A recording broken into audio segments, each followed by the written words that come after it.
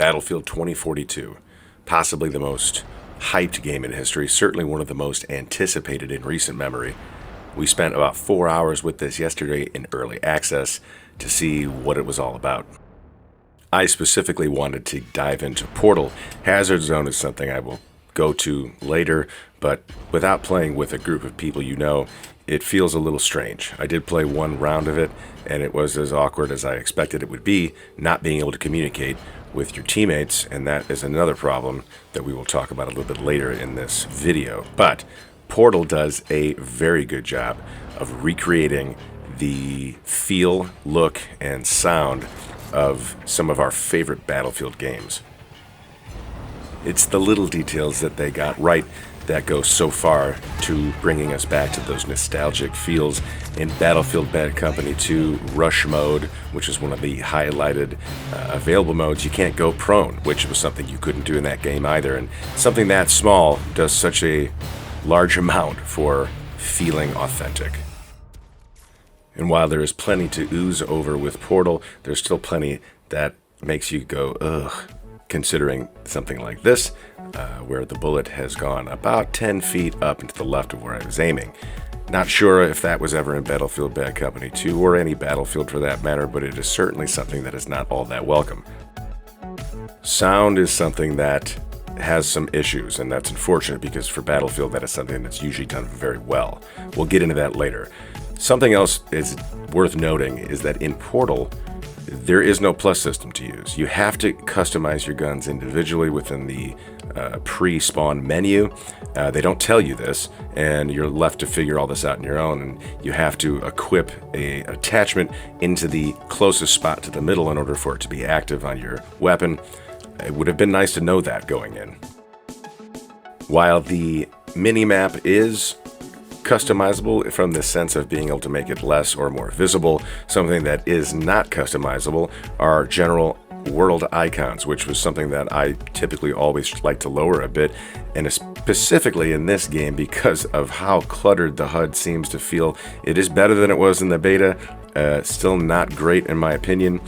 I was definitely disappointed that I couldn't adjust these options. Also note, for you tank drivers, veteran controls aren't available either, and I guess you can remap the buttons, but the fact that they don't have a stock layout that is so popular throughout all of these games is kind of crazy to me. So I mentioned that earlier that sound was kind of a problem in this, and I have to imagine that I'm not the only person noticing this, but I just don't see a lot being talked about with this regard, and I'm a little surprised by that. I had a helicopter fly directly overhead, didn't even hear him. Then he shot rockets at me. That was the only reason I knew he was there. Even the rockets hitting the ground in front of me didn't land with any kind of real impact or sound. It didn't jar me at all. It should jar you a little bit to have rockets blow up in front of you. Something is amiss. I've got two sets of headphones. Both are good. One is great, Pulse 3D as well as Logitech Pros. It doesn't matter what I'm using.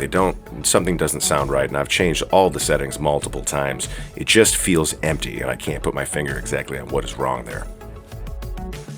So as cool as Portal is and has the potential to be, there are things like this, which I don't imagine will be around for too long. This is a bot farm. This is where players go to level up their guns essentially for free and to unlock character skins even. It's kind of bullshit, and while I understand why you might want to do this, don't do this. So while this extended clip from Battlefield 1942 played via Portal is in the background, I'm going to talk to you about what I think is one of the strangest issues that this game has, and I really have a hard time understanding how it even happened. There's no VOIP available for this game whatsoever right now. Apparently will be at some point in time, but the fact that a Battlefield game released without the ability to communicate via a microphone with your teammates is kind of ridiculous.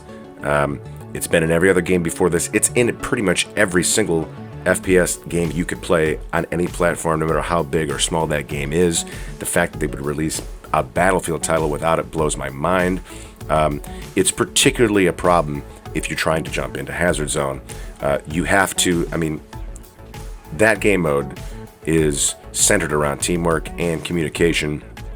And if you're trying to just jump in as a solo player with a group of 3 other randoms, you're not going to do well.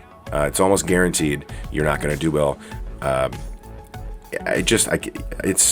speechless almost. I'm almost speechless that they didn't add this very vital, completely basic function for almost any online game, let alone FPS games.